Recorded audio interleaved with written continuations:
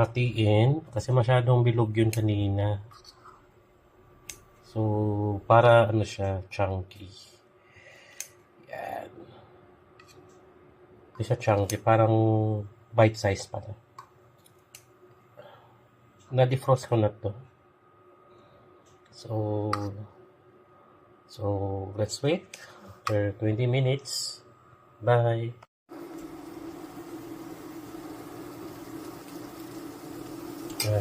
Next, fried lang. May mga malaki pa rin pero hatiin na lang gamit yung basta hatian.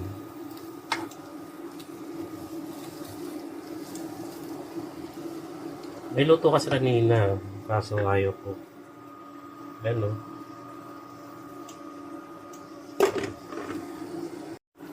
Ayan. Masyadong maraming matika na lagay ko.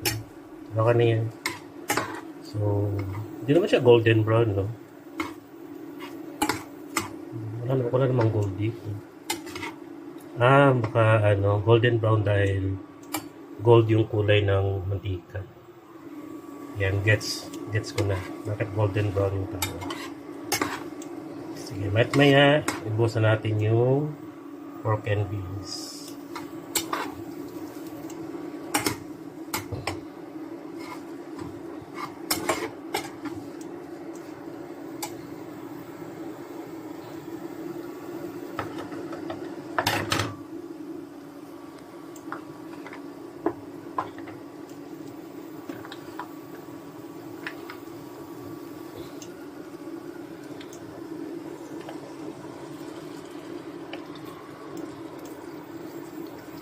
Masyado nang marami yung binuhos ko lahat ng liquids.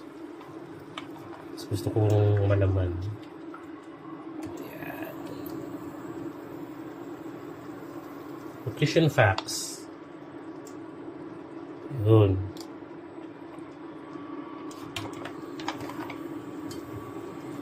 Doon. Kuha lang ako ng water. Yan. So, buhos ko yung lang to, half cup. Para kunwari may measurement tayo.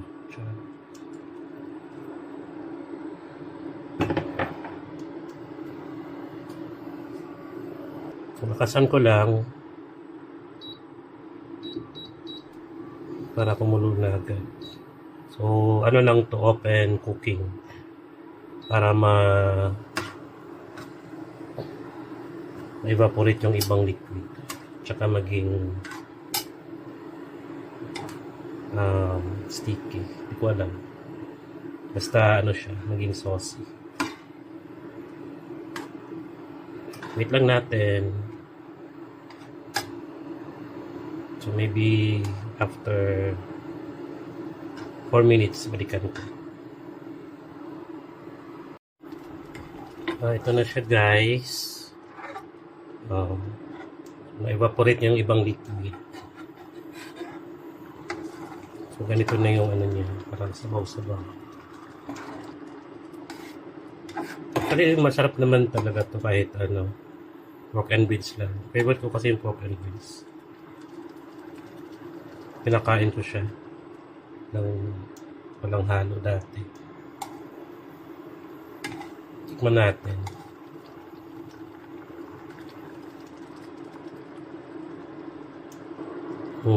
Sarap naman siya. Yung bola-bola, nalasahan ko. Kasi na siya templados.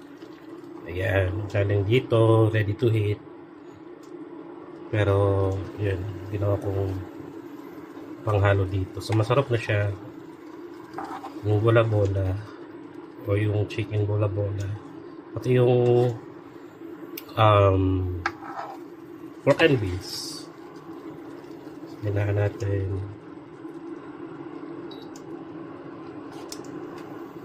And then, kunwari, marunong ka magluto, dapat daw lagyan ito. Konti lang. Ayan. Kasi, kahit walang magic sarap, na siya, swak na sa akin, may ibang kakain. So, lagyan natin para swak sa taste din nila. Actually, bunti ko na maubos tong sa isang buong araw na kainan. Kunwari lunch, dinner, and then breakfast next day.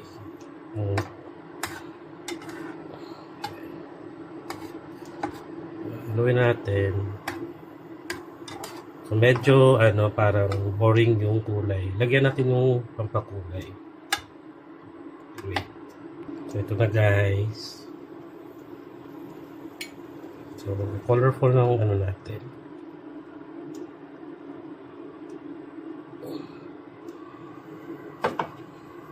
Diba? So how many colors do you see?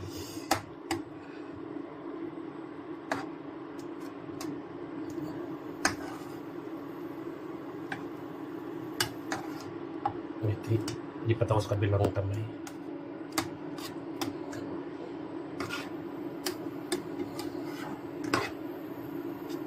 Ganyan lang guys. Pwede na siya kainin kasi medyo malapot na.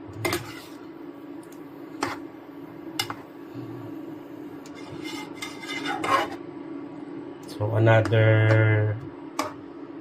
5 minutes siguro.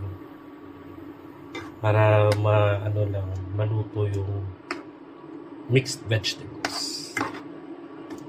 Tikman natin ulit mamaya.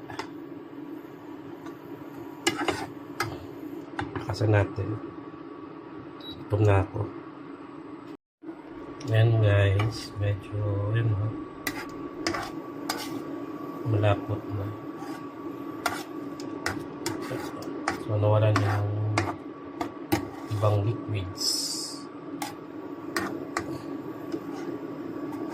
Tikman natin. Ito rin. To check kung manamit na. Parang busog na ako dito sa kakatikim .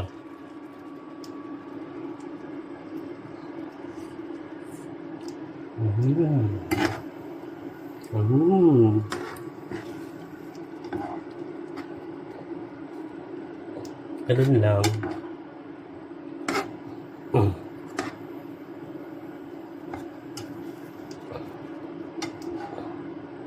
Dagdagan nyo lang ng ibang pampasarap. Depende sa lasa. Like asin. Mga ganun. See later, ilagay ko na to sa lagayan. Bye! Mag-rice na ako dito. Ayan. Ito na siya guys. Usok-usok pa. Siyempre, ilagay natin sa pangbisitang lagayan. Glass plate pa. Ayan. Tikman natin.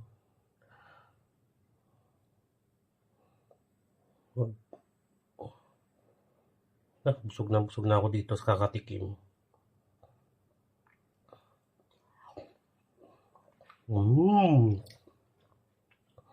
Sarap. Kaya ko mabigay. Sobrang sarap. So, yun lang. Comment kung anong gusto nyo itawag dito. Diba? Sarap.